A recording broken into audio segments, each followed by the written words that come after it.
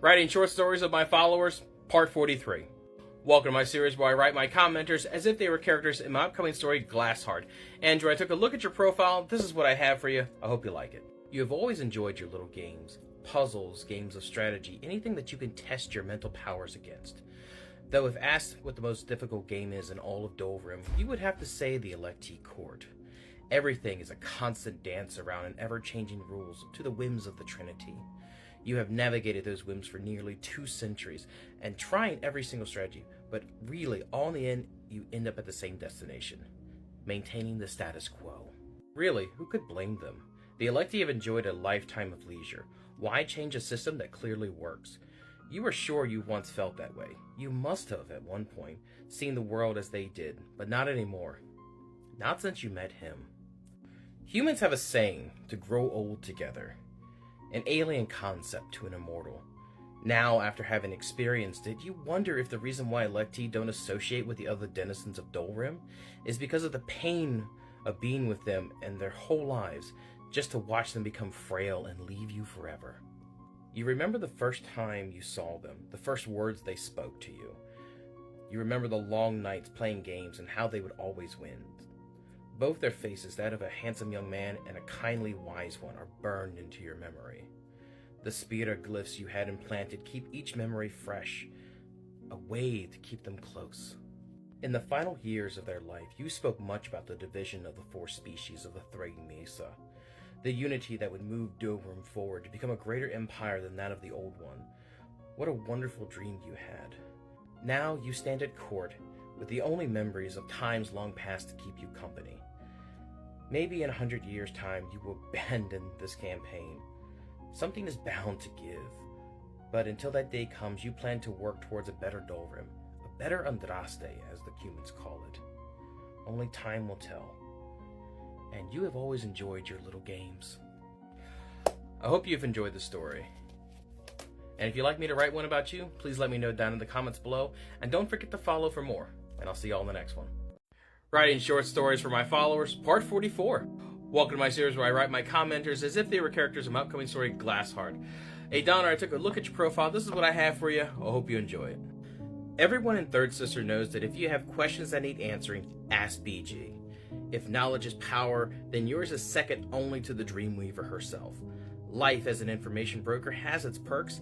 Every gang leader on the Mesa wants to be in on your good side so that they get that hot tip about their rivals and are willing to pay a ship's weight in shims to have it. If only you could stay in one place long enough to enjoy your fortune. The same leaders that love you for your information are also paranoid about what you may know about them. It becomes hard knowing who you can trust, but there's someone always looking to trade favors for the right piece of information. Most people believe that as long as they don't have a spaghetti glyph, that they're safe from people viewing their dreams in Mirage. You understand, though, that Mirage is only the framework to contain the Dreamwalkers. If you know where to look, an expert walker can get out and explore the dreamscape in its entirety. This is where you build your network, visiting the dreams and memories. There you can search for anything, any bit of knowledge you want. Humans are the easiest to mine for information. The Kuthor and Hobbs, their memories give you a headache deciphering. Their minds are alien. And the Electee, well, there's just too much information to deal with. You feel that it's important to share what you have learned. It's a way to move society forward. If only the gangs weren't at each other's throats all the time, your life would be easier. Some days you just want to say fuck it, release all the secrets you know, and let nature sort it out. Maybe one day. But for now, you'll play your part. For you know soon that something's going to happen that's going to shake the core of this city. And when the time comes, they're going to have questions. And everyone in Third Sister knows that if they have questions, to ask BG. So, what do you think? I hope you enjoy the story, but let me know your thoughts down below. And if you'd like me to write one about you, please let me know down in the comments. And don't forget to follow for more. I'll see you in the next one. Writing short stories for my followers, part 45. Welcome to my series where I write my commenters as if they were characters in my upcoming story, Glassheart. Lexi, I took a look at your profile and what you sent me. I wrote this for you. I hope you enjoy it. Life in service to the Trinity. From the moment of your birth, you have lived a life of devotion to the masters of Dolrim. When the Trinity prosper, all Electee prosper. The day that your family informed you of your conscription into the Skyfleet was one of the happiest. It almost didn't seem real at the time. Elo, the Spark, had handpicked you to receive his mark. Being an officer of an airship is indeed an honor, protecting the cargo from pirates and raiders in order to keep peace with Dolrim and the Northern Tribe. It was on a return trip that your life took a turn for the worse. Your captain ordered a set down on the mesa to do a glyph shift, a standard procedure. As the Cathor and their humans finished the conversion, a dune sail descended. It opened fire. They targeted the propulsion system, leaving you stranded, before they jumped down to finish off the crew. You fought valiantly to protect the cargo. Many humans had lost their lives on that day, until finally a blade catches you in the gut. There you lay dying, as everything you fought for is taken away. You close your eyes for what you believe to be the final time. You wake up to someone pouring water into your mouth, a human. They had bandaged you and hooked you to the emergency skiff, flying both of you to safety. The journey home is long, and by the time you make it to Dolrim, you're both on the verge. Once you're healed enough to walk, you request to see the Spark to explain what happened and to make sure the human that saves you gets the recognition they deserve.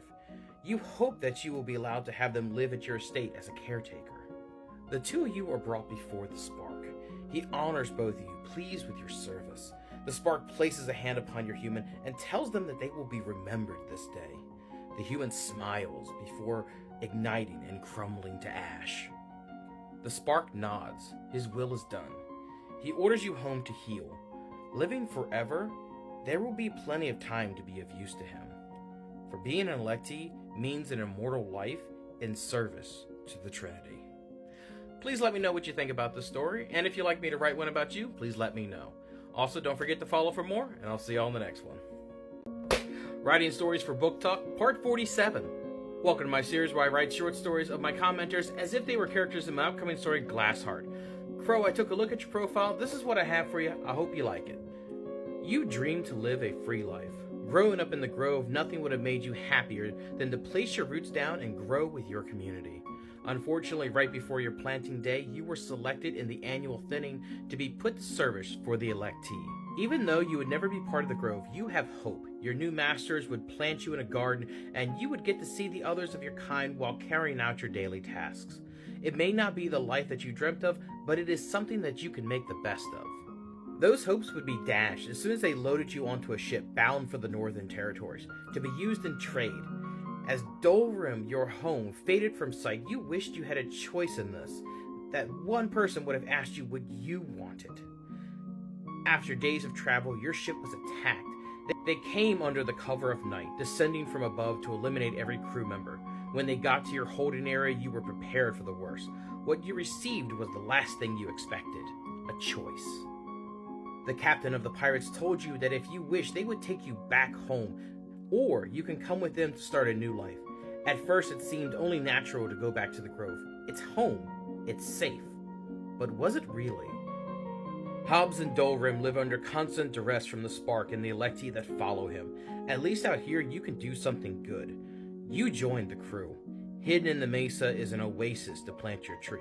The thought of being away from your tree, your lifeline, terrifies you. If something were to happen to it, it dies, there would be nothing you can do. But you love your newfound freedom. Using your knowledge of desert flora, you make medicine for your new crew. Doing what you can, you know that sooner or later your path will put you directly in opposition with the electee. But for now, you get to live a free life. Let me know what you think of this story. And if you'd like me to write one about you, please let me know down in the comments below. And don't forget to follow for more. I'll see you in the next one.